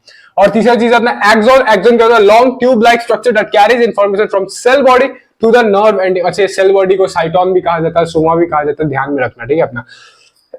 तो एक्सॉन क्या है अपना, लॉन्ग ट्यूब लाइक स्ट्रक्चर है, इधर से लॉन्ग ट्यूब निकलता है जिसको एक्सॉन कहते हैं। वो ट्यूब लाइक स्ट्रक्चर जो कैरी करता है इंफॉर्मेशन को from cell body to the nerve ending, यानी कि ये सेल बॉडी से लेके नर्व एंडिंग यानी कि लास्ट में जो साइनेप्स वाइनेप्स जो होता है अपना ऐसे ऐसे, तो ये जो एंडिंग नर्व का एंडिंग है यानी कि एक्सॉनल टर्मिनल जो है वहां तक ये जो एक्सॉन है अपना सिग्नल को लेके जाता है, सिग्नल को लेके जाता है, देखो कैरी करके जाता है, carries information from cell body to nerve ending. यहाँ पे लिखा गया इसको नर्व एंडिंग क्या है, और ये पूरा ये सेल बॉडी अपना ये पूरा एक्सॉन, ठीक है। और नर्व एंडिंग, नर्व एंडिंग क्या होता है? Terminal branch part of action. Terminal मतलब कि लास्ट पार्ट, तुम सुना होगा ना एयरपोर्ट में कि टर्मिनल का आता है, तो टर्मिनल मतलब लास्ट पार्ट। तो ये जो लास्ट पार्ट है, जो अपना टर्मिनल यानी कि लास्ट पार्ट है अपना न्यूरॉन का, तो न्यूरॉन का ब्रांच पार्ट है, यानी कि हाँ ब्रांचेस में कन्वर्ट हो जा रहा है, ब्रांचेस में बढ़ जा रहा है, तो ये लास्ट पार्ट है और टर्मिनल है, ब्रांच पार्ट है एक्सॉन का। और लास्ट चीज आता है sign off a gap between nerve ending of one neuron and dendrite of the following neuron, there signals are transmitted as chemical signals. तुम जानता है साइनअप्स क्या? सिंपली दो न्यूरॉन का बीच में, यहाँ पे मान लो और एक न्यूरॉन, ये दोनों का बीच में गैप प्रेजेंट होता है, इसको अपन साइनअप्स कहते हैं। और यही से क्या होता है, dendrite of the following neuron, और यही से क्या है, सिग्नल ट्रांसमिट होता है as chemical signal, chemical signal pass होता है। तो पूरा प्रोसेस पढ़ के आया मेरे साथ। और हाँ, यहाँ पे माइलिन सीट नहीं है, तो हम तुमको फिर से याद दिला दे रहे कि बहुत सारा न्यूरॉन बिना माइलिन सीट का भी होता है, तो ये अपने ध्यान में रखना। एक परसेप्शन, एक पर्सपेक्टिव मत बना के रखना कि नहीं भैया बिना माइलिन सीट का न्यूरॉन हो ही नहीं सकता, ऐसा मत बना के रखना, ठीक है। जैसे हमने अपना टाइप्स ऑफ न्यूरॉन देख लिए, चिंता मत करो, 3 ही है, ज्यादा कोई हार्ड वर्ड नहीं है। यहाँ पे अपना वही जो इसके बेसिस पे हो रहा है, हम बता दें किसके बेसिस पे हो रहा है, कि कौन लेके जा रहा है और कौन वापस लेके आ रहा है, उसके बेसिस पे हो रहा है। जैसे आर्टरीज और वेन्स डिवाइडेड था ना कि away from the heart towards the heart, वैसे ये भी डिवाइडेड है। टाइप्स ऑफ न्यूरॉन, सबसे पहला अपना सेंसरी न्यूरॉन। सेंसरी न्यूरॉन क्या होता है? Collects information from receptor and send it to brain, and sends it to brain, to the brain लगना चाहिए, टू द ब्रेन और स्पाइनल कॉर्ड। सिंपली एक ऐसा चीज है, ऐसा न्यूरॉन है, ऐसा अपना नर्व सेल है जो रिसेप्टर से लेके अपना ब्रेन तक जाता है, यानी कि रिसीव करता है इंफॉर्मेशन को। रिसेप्टर से अपना इंफॉर्मेशन को रिसीव किया, रिसेप्टर से अपना इंफॉर्मेशन को लिया और उसको ब्रेन तक भेजने वाला है। सिंपली यहाँ पे देखो, ये जो लेके जाता है ब्रेन तक, जो अपना न्यूरॉन जो है, जो इंफॉर्मेशन को लेके जाता है, उसको अपन कहते हैं सेंसरी न्यूरॉन। सिंपल वर्ड में तुमको बता दिया। और दूसरा अपना मोटर न्यूरॉन। मोटर न्यूरॉन क्या करता है? कैरी करता है इंफॉर्मेशन को फ्रॉम ब्रेन और spinal cord to the effector. और फिर ये तो अपने देखो, सेंसरी न्यूरॉन क्या किया? अपने रिसेप्टर से, मान लो मेरा हाथ पे हमको कोई भी चीज चुभाया, फिर गर्म लगा मेरे को हाथ में, तो जो ये जो सिग्नल है कौन लेके गया? सेंसरी न्यूरॉन लेके गया। कहां तक लेके गया? मेरा ब्रेन तक लेके गया। अब फिर मेरा ब्रेन जो सिग्नल भेजेगा कि अरे पागल हाथ हटा ले वहां से, गर्म चीज है, हाथ जल जाएगा, तो वो जो फिर से इंफॉर्मेशन जो वापस आया, वापस कौन लेके आता? अपना मोटर न्यूरॉन लेके आता, जो कि यहाँ पे लिखा गया क्या है? इंफॉर्मेशन फ्रॉम ब्रेन और स्पाइनल कॉर्ड। ब्रेन या फिर स्पाइनल कॉर्ड। स्पाइनल कॉर्ड भी अपना बहुत सारा सिचुएशन में डिसीजन लेता है, तुम आगे पढ़ेगा रिफ्लेक्स एक्शन के बारे में। To the effector. इफेक्टर यानी कि भाई मेरा मसल, हाथ वाला जो मसल हो गया, जो मूव करने वाला है, तो मेरा हाथ का मसल, इस केस में हाथ का मसल जो है वो इफेक्टर हुआ, तो इफेक्टर तक मोटर न्यूरॉन वो इंफॉर्मेशन लेके आएगा और बोलेगा भैया हाथ हटा दीजिए आप, ठीक है। तीसरा अपना रिले न्यूरॉन। रिले या फिर इंटर न्यूरॉन भी इसको कहा जाता है। ये क्या करता है? कनेक्ट करता है मोटर न्यूरॉन और सेंसरी न्यूरॉन को प्रेजेंट इनसाइड ब्रेन या फिर spinal cord. Simply relay neuron जो होता है या फिर इंटर न्यूरॉन जो होता है, वो सेंसरी न्यूरॉन और अपना जो मोटर न्यूरॉन है उसको कनेक्ट करता है। सिंपली इतना कुछ जानने की जरूरत नहीं है। सबसे पहला चीज तुमको, सबसे पहला चीज रिले और इंटर न्यूरॉन में जानने की जरूरत है कि कनेक्ट कर रहा है, और दूसरा चीज जानने का जरूरत है कि ये ब्रेन और स्पाइनल कॉर्ड के अंदर में प्रेजेंट होता है। जी हाँ, ये ब्रेन और स्पाइनल कॉर्ड के अंदर में प्रेजेंट होता है। तो तुम ऐसे पढ़ने वाला है, ये सेंसरी, कुछ भी हम टच किए, हीट हुआ मेरे को, तो सेंसरी न्यूरॉन लेके गया, फिर रिले न्यूरॉन जो है वहां पे डिसीजन किया। रिले न्यूरॉन कहां पे होता है? अपना ब्रेन के अंदर में होता है। तो रिले न्यूरॉन जो प्रोसेस किया सिग्नल को, और फिर रिले न्यूरॉन वापस मोटर न्यूरॉन को दे दिया। समझे? तो एक बार पाथवे हम लोग देख लेते हैं। आओ चलो कि ये जो पूरा प्रोसेस है, फॉर एग्जांपल मान लो मेरा एक गरम ग्लास था, गरम ग्लास को ऐसे छुए तो मेरा हाथ ऐसे हट जाता है वहां से, कि हट जाता है, गरम हमको लगा तो हट जाना वाला। इसके लिए पूरा हम लोग पाथवे देखते हैं कि कैसे होने वाला। सबसे पहला अपना स्टिमुलस, स्टिमुलस जो कि हुआ अपना हीट। अरे भाई इसको क्या हो गया? सबसे पहला हुआ अपना स्टिमुलस जो कि अपना हुआ हीट। हीट से क्या होगा? हीट है अपना स्टिमुलस, ठीक है। फिर हीट से क्या होने वाला? हीट से मेरा जो रिसेप्टर है, हाथ का जो रिसेप्टर है, थर्मो रिसेप्टर जो है, उसको सेंस करने वाला है। थर्मो नहीं, अभी के लिए सिर्फ रिसेप्टर लिखो, क्योंकि हम तुमको समझाना चाहते हैं कि पूरा पाथवे कैसे हो रहा है। तो हीट, ग्लास को टच किया, ग्लास जो है, ग्लास से हीट निकला, मेरा हाथ का जो थर्मो रिसेप्टर है वो क्या सेंस किया, अरे भैया गर्म है। उसके बाद ये रिसेप्टर जो है सेंसरी न्यूरॉन को ये इंफॉर्मेशन दे देने वाला है। तो सेंसरी न्यूरॉन फिर उसके बाद लेगा, ठीक है। और फिर ये सेंसरी न्यूरॉन जो है या तो मेरा ब्रेन पे या फिर मेरा स्पाइनल कॉर्ड पे लेके जाने वाला है। स्पाइनल कॉर्ड पीछे में रहता है, तो या तो मेरा ब्रेन या तो मेरा स्पाइनल कॉर्ड। अब स्पाइनल कॉर्ड और ब्रेन के अंदर क्या प्रेजेंट होता है? रीले न्यूरॉन होता है, प्रेजेंट होता है। यहां पे अपन रीले न्यूरॉन भी लिख सकते हैं, और ब्रैकेट में यहां पे कोशिश करना, यहां पे लिख देने का कि ब्रेन और स्पाइनल कॉर्ड। ठीक है, क्योंकि ब्रेन और स्पाइनल कॉर्ड के अंदर में प्रेजेंट होता है अपना रिले न्यूरॉन। ठीक है, अब रिले न्यूरॉन या फिर इंटर न्यूरॉन जो है वो इंफॉर्मेशन फिर से वापस दे देगा, वापस भेजेगा, किसके द्वारा भेजेगा? मोटर न्यूरॉन के द्वारा भेजेगा, जो कि तुम अभी थोड़ी देर पहले ऊपर पढ़ा है। और मोटर न्यूरॉन क्या करेगा? इफेक्टेड को सिंपली दे देगा, मोटर न्यूरॉन इफेक्टेड को दे देगा। यहां पे इफेक्टर क्या हुआ? मेरा हाथ हुआ। तो इफेक्टर क्या हुआ? इंफॉर्मेशन इफेक्टर को दे देगा, जो भी उसको करना होगा इफेक्टर मेरा करेगा, इफेक्टर यानी कि मसल या फिर कोई ग्लैंड। और इफेक्टर क्या करेगा? लास्ट में अपना रिस्पॉन्स परफॉर्म करेगा। ठीक है, लास्ट में रिस्पॉन्स परफॉर्म करेगा। एक बार फिर से तुमको रिवीजन करा दे रहा है। हीट हुआ स्टिमुलस, स्टिमुलस सेंस किया मेरा रिसेप्टर, रिसेप्टर लेके जाएगा इंफॉर्मेशन को। कौन लेके जाएगा इंफॉर्मेशन को? सेंसरी न्यूरॉन लेके जाएगा इंफॉर्मेशन को। फिर उसके बाद मेरा ब्रेन या फिर स्पाइनल कॉर्ड के अंदर जो रिले न्यूरॉन होता है, सबसे पहले तो ब्रेन या फिर स्पाइनल कॉर्ड में गया, तो ब्रेन या फिर स्पाइनल कॉर्ड कोई डिसीजन लिया, बोला कि अरे भाई हटाओ, तो उससे उसमें क्या होगा? रिले न्यूरॉन जो है फिर मोटर न्यूरॉन को दे देगा। उसके अंदर जो रिले न्यूरॉन प्रेजेंट होता है वो क्या करेगा? मोटर न्यूरॉन को वापस वो सिग्नल दे देगा, वापस सिग्नल लेके गया, मोटर न्यूरॉन लेके जा रहा है। उसके बाद इफेक्टर तक लेके गया, इफेक्टर यानी कि कोई भी मेरा मसल, जैसे इस केस में मेरा हैंड मसल हुआ जो कि मूव करने वाला है, तो इफेक्टर तक लेके गया। फिर इफेक्टर लास्ट में एक फाइनल रिस्पॉन्स रिएक्शन परफॉर्म करता है, जिसको अपन रिस्पॉन्स कहेंगे। ठीक है, रिफ्लेक्स एक्शन को पढ़ने के लिए, रिफ्लेक्स एक्शन क्या होता है? Sudden and involuntary response to a stimulus in the environment. Simply एक सडन मूवमेंट जो हम लोग बिना सोचे समझे करते हैं, एक इनवॉलंटरी एक्शन जो हम लोग को कंट्रोल में नहीं होता, वो जब हम लोग करते हैं कोई भी चीज, कोई भी स्टिमुलस जो हम लोग को ट्रिगर कर रहा है, जो भी चीज इन्वायरमेंट में हम लोग का आसपास में जो भी चीज हम लोग को मुश्किल यानी कि हार्म पहुंचा सकता है, उस चीज को लेके हम लोग एक सडन और इनवॉलंटरी रिस्पॉन्स करते हैं, उसको अपन रिफ्लेक्स एक्शन कहते हैं। फॉर एग्जाम्पल तुम्हारे देह में कोई भी कॉकरोच आ गया है, तुम्हारे देह में कोई भी कीड़ा वीरा आ गया, कोई भी इंसेक्ट आ गया, तो तुम ऐसे करने लगता, मतलब तुम्हारा ये कंट्रोल में, तुम ऐसे करने लगा, मतलब एक सडन रिस्पॉन्स होता है तुम्हारा जो कि इनवॉलंटरी होता है। तो वो जो सडन और इनवॉलंटरी रिस्पॉन्स तुम किया, उसको अपन रिफ्लेक्स एक्शन कहेंगे। ठीक है, और ये चीज जो होता है bodies way of protecting action, यानी कि बॉडी खुद को इससे प्रोटेक्ट करता है कि ज्यादा टाइम, मान लो वो जो कीड़ा था, वो जो भी चीज तुम्हारा चीज जो है, वो अगर ज्यादा टाइम तक तुम्हारा शरीर में रहे तो वो हार्म पहुंचा सकता है। तो इसलिए एक सडन और इनवॉलंटरी मूवमेंट होता है ताकि हम लोग का बॉडी जो खुद को प्रोटेक्ट करता है।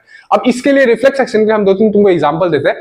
लाइक धुरंधर 2 जो है, धुरंधर 2 अगर देखा होगा तुम, तो उसमें क्या होता है, उसका धुरंधर 2 वाला सीन का बात करें तो जब उसका पता चल जाता है कि हाँ वो एजेंट है, वो अपना जो हमजा है वो एजेंट है, तो उसका वाइफ जब निकाल रही होती है, उसका पोथी वोथी निकाल रही होती है, जो बुक वुक वो रखा रहता है, तो जब उसका जो बैग निकालती है जिसमें वो अपना बुक वुक रखा रहता है, तो जब निकालती है तो उसमें एक कांच का ये टुकड़ा रहता है। तो कांच का टुकड़ा जैसे ही उसका हाथ में लगता है तो वो हाथ ऐसे फट से पीछे करती है। याद होगा थोड़ा सा कि कांच का टुकड़ा उसका जैसे ही हाथ में लगता है, हाथ वो सडन एक मूवमेंट दिखाई देता है कि वो हाथ अपना पीछे करते ऐसे करके करती है। तो वो जैसे ही उसका हाथ में कट लगा, ऑफ कोर्स वो तो एक्टिंग था, बट इन रियल लाइफ तुम्हारा हाथ में कुछ भी कट लग जाए, कुछ भी कट लगने वाला होता है, या कभी भी कोई कांच का तुम छू दिया होगा, या फिर कुछ भी ऐसे कांच के जिससे तुम्हारा हाथ कट सके, तो तुम्हारा हाथ अपने आप पीछे चल जाता है। एक सडन मूवमेंट तुमको दिखाया था, एक इनवॉलंटरी मूवमेंट दिखाया था, उसको अपन रिफ्लेक्स एक्शन कहते हैं। वो तुम्हारा बॉडी का तरीका है टू प्रोटेक्ट इटसेल्फ। अगर मान लो वही उसका वाइफ जो है ज्यादा देर तक हाथ रखी होती तो ज्यादा कट सकता था, बट वो सडन मूवमेंट की तो कम कटा, तो इसी को अपन रिफ्लेक्स एक्शन कहते हैं।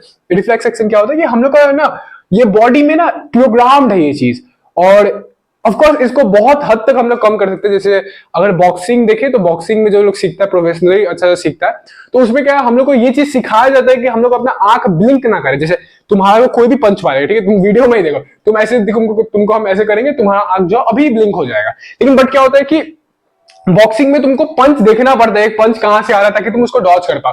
तो तुमको आदत दिलाया जाता है तुम्हारा कि तुमको पंच मारा जाता है ताकि, और तुमको आदत दिलाया जाता है कि तुम्हारा आंख ब्लिंक ना हो। तुमको बोलते हैं कि आंख खुला करके रखो, और यहाँ पे ऐसे तुम्हारा पंच मारा जाता है, मतलब असली में नहीं मारा जाता है, तुम्हारा आंख के सामने लाया जाता है ताकि तुम्हारा वो जो पहले से जो प्रोग्राम चीज है उसको कन्वर्ट किया जा सके, ताकि तुम पंच से डरो ना और तुम्हारा रिफ्लेक्स एक्शन जो आंख अपने आप बंद ना हो जाए। अब ये भी एक तरीका था हम लोग का बॉडी का खुद को प्रोटेक्ट करने का कि मान लो उसका उंगली मेरा आंख में चल गया होता है, तो उसका उंगली जो है सामने वाला अपोनेंट का जो उंगली है वो तो मेरा आंख को अफेक्ट कर सकता था। तो ये एक बॉडी का क्या तरीका है खुद को प्रोटेक्ट करने का। आई होप अभी तक तुम समझ गए रिफ्लेक्स एक्शन क्या होता है। ये जो अपने स्पाइनल कॉर्ड से कंट्रोल होता है। सिंपल सा एक चीज देखो, हम लोग का ब्रेन तक अगर इंफॉर्मेशन जाएगा, मान लो ये जो इंफॉर्मेशन, ये कुछ भी चीज हुआ मेरे साथ, तो वो पहले स्पाइनल कॉर्ड में गया, और स्पाइनल कॉर्ड अब क्या ब्रेन को भेजता है। सिंपली कोई भी केस होता है तो स्पाइनल कॉर्ड ब्रेन को भेजता है, फिर ब्रेन डिसीजन देता है, फिर ब्रेन जो है वो इंफॉर्मेशन को भेजता है।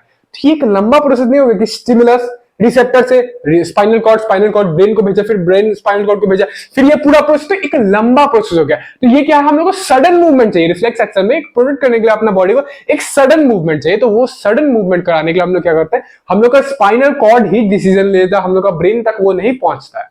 फॉर एग्जाम्पल जैसे हम लोग यहाँ पे होते हैं ना सीएम और पीएम, तो मान लो कोई सडन मूवमेंट लेना है, कोई सडन एक डिसीजन लेना है स्टेट के अंदर ही, तो क्या वो पीएम के पास जाएगा? नहीं, उतना टाइम नहीं है भाई मेरे पास। हम जो सीएम है, चीफ मिनिस्टर है, वही अपना फटाफट डिसीजन ले लेगा, वो पीएम के पास जाएगा तो ज्यादा टाइम लग जाएगा। वैसे यहाँ पे स्पाइनल कॉर्ड ही अपना डिसीजन ले लेगा ताकि ये चीज फटाफट हो पाए, सडन मूवमेंट है ये, ठीक है। तो इसलिए स्पाइनल कॉर्ड से अपना कंट्रोल किया जाता है।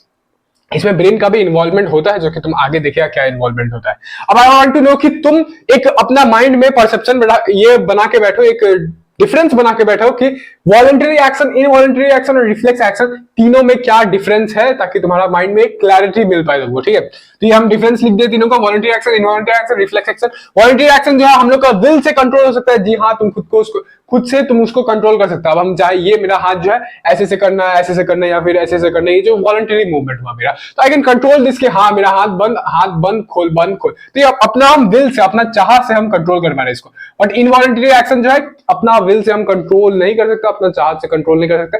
फॉर एग्जाम्पल हो गया तुम्हारा हार्ट बीट, क्या तुम कंट्रोल कर सकता है? क्या तुम्हारा सांस लेना, ऑफकोर्स तुम कंट्रोल कर सकते हो, लेकिन ज्यादा देर के लिए कंट्रोल नहीं कर सकता। फिर तुम्हारा डाइजेशन, क्या तुम बोल सकते हो अपना पेट को कि भाई एक काम कर, आधा घंटे के लिए डाइजेशन मत करना, आधा घंटा बात करना, नहीं कर सकता है तुम। तो वो तुम्हारा विल से कंट्रोल नहीं होता है इनवॉलंटरी एक्शन जो है। और रिफ्लेक्स एक्शन जो है, रिफ्लेक्स एक्शन भी कंट्रोल नहीं किया जा सकता हम लोग का विल से। तो ये सिर्फ कुछ कुछ कहने के लिए है, लेकिन कुछ कुछ बात ये गलत भी है, क्योंकि अगर विथ इनफ प्रैक्टिस हम लोग क्या कर सकते हैं, रिफ्लेक्स एक्शन को भी कंट्रोल कर सकते हैं, ठीक है। They can not be control by our own will, sudden movement है, इसलिए मोस्टली अगर तुमको दिखाए ऐसा ओवरव्यू दे तो हाँ ये अपना विल से कंट्रोल नहीं हो सकता, बट इसको कन्वर्ट किया जा सकता है, इसको प्रैक्टिस करके ये चीज को उल्टा किया जा सकता है कि हम लोग कंट्रोल कर सकते हैं बहुत हद तक अपना रिफ्लेक्स एक्शन को। Thinking is involve, involuntary action में थिंकिंग इन्वॉल्व होता है, और इनवॉलंटरी एक्शन में थिंकिंग इन्वॉल्व नहीं होता। तुम देखो वॉलंटरी एक्शन हम ऐसे करें, ये हम सोच से कर रहे हैं कि हाँ सोच के कर रहे हैं। इनवॉलंटरी जो हार्ट बीट है उसको हम सोच के नहीं कर रहे, वो बिना सोचे हो ही रहा है, हम सांस भी ले ही रहे हैं, मेरा डाइजेशन भी हो ही रहा है, तो ये सब बिना सोचे हो रहा है। रिफ्लेक्स एक्शन जो है वो भी बिना सोचे होता है, बिना सोचे समझे तुम हाथ पीछे कर लिया, बिना सोचे समझे तुम्हारा आंख ब्लिंक हो गया, तो वो सारा चीज बिना सोचे समझे होता है।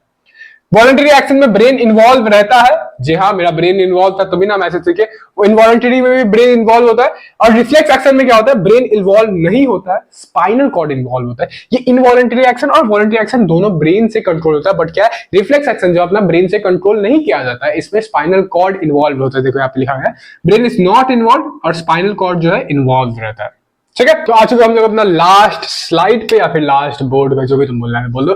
तो हम लोग अब देखते हैं कि पाथवे क्या है रिफ्लेक्स एक्शन, ये जो रिफ्लेक्स एक्शन परफॉर्म हुआ इसका पाथवे क्या है। पाथवे इन द सेंस कि कहां से स्टिमुलस जो है कौन लेके जा रहा है, फिर कहां से आ रहा है, जो कि तुम पहले भी पढ़ चुका था। ये अपन सिंपली स्पेसिफिकली रिफ्लेक्स एक्शन के लिए पढ़ रहे हैं। और एक चीज हम बताना चाहेंगे तुमको कि रिफ्लेक्स एक्शन जो है और टाइप ऑफ इनवॉलंटरी रिएक्शन है, कि हाँ ये इनवॉलंटरी है बट उसमें भी एक स्पेसिफिक टाइप का है, ठीक है।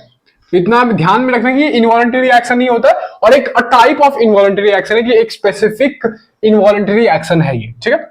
अब इसका पाथवे क्या है, स्टिमुलस। सबसे पहले स्टिमुलस कोई भी चीज मेरे को जो ट्रिगर कर रहा है कोई रिएक्शन करने के लिए, मान लो मेरे लिए हो गया वो कांच का टुकड़ा, या फिर कोई मेरे को पंच मारा है, तो वो पंच जो हुआ या फिर वो कांच का टुकड़ा हुआ वो मेरे लिए स्टिमुलस हुआ। और उसके बाद मेरा रिसेप्टर सेंस करने वाला, receptor for in the sense की ब्लिंक, मेरा आंख ब्लिंक करा तो उसमें कौन सा रिसेप्टर यूज हो रहा है, फोटो रिसेप्टर अपने यूज हो रहा है, जो कि मेरा आंख में प्रेजेंट होता है, जो कि लाइट को सेंस करता है। तो मान लो इसके लिए फोटो रिसेप्टर हुआ, कोई मेरे को पंच मारा उसके लिए, तो फोटो रिसेप्टर क्या करेगा, फोटो रिसेप्टर जो है वो सेंस करेगा ये चीज को कि डेंजर है मेरे लिए, ठीक है समझ गया।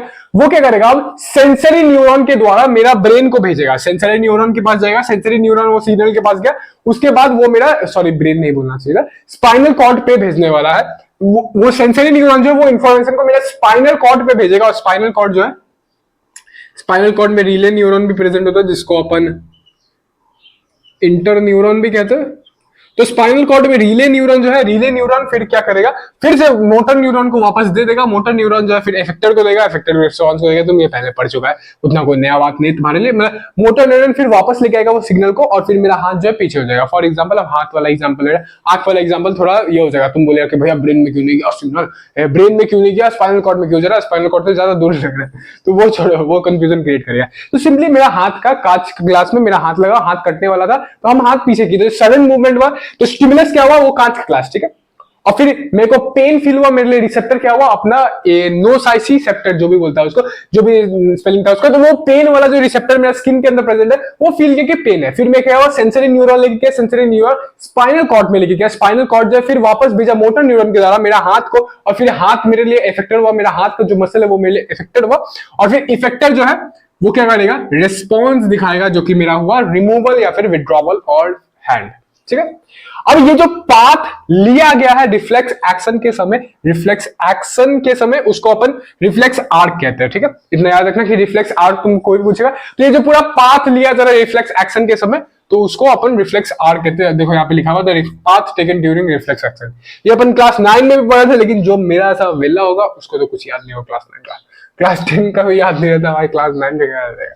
तो role of brain in reflex action, कि ब्रेन का रोल क्या होता है रिफ्लेक्स एक्शन में। जी हाँ, ब्रेन का भी रोल होता है रिफ्लेक्स एक्शन में। ऑफ कोर्स वो डायरेक्टली इन्वॉल्व नहीं है, लेकिन इनडायरेक्टली उसका इन्वॉल्वमेंट होता है रिफ्लेक्स एक्शन के बाद। क्या इन्वॉल्वमेंट होता है भैया, मेमोरी में होता है, कि वो मेमोरी बना पाता है, एक मेमोरी क्रिएट कर देते हैं कि हाँ ये चीज मेरे को हार्म किया है, तो अगला बार हम ये चीज को नहीं करेंगे। फॉर एग्जाम्पल कि तुम्हारा हाथ कोई कांच से कट गया, ठीक है, ये हाथ मेरा जो है कांच से कट गया, तो वो लगभग मेरे को 2 से 3 महीने याद रहने वाला है कि यार मेरा ये चीज से हाथ कटा था, यहाँ पे हाथ कटा था, अब से हम यहाँ पे जब भी जाएंगे हम देख के जाने वाला है। तो ये जो मेमोरी बना है कौन करवाता है, मेरा ब्रेन करवाता है। ब्रेन का ही काम होता है अपना मेमोरी का, ठीक है। तो बस यही था अपना वीडियो में। तुम पूरा चैप्टर तो नहीं, मतलब ये पूरा पार्ट हम खत्म कर चुके हैं। पार्ट 1 बोलना है, लेक्चर 1 बोलना है, जो भी, ये लेक्चर पूरा खत्म होता है। ठीक है, हम कोशिश किया अपना अच्छा समझाने का। अगर तुमको कुछ लगा हुआ, कुछ इंप्रूव हो सकता है, या ये समझ नहीं आया, वो समझ नहीं आया, तो तुम विद ओपन माइंड हम तुम्हारा एडवाइस कर लेंगे, तुम कमेंट सेक्शन में मेरे को बता सकता है। तो बस यही था आज वीडियो के लिए, आज का वीडियो के लिए। मिलते हैं तुमसे नेक्स्ट वीडियो में, तब तक के लिए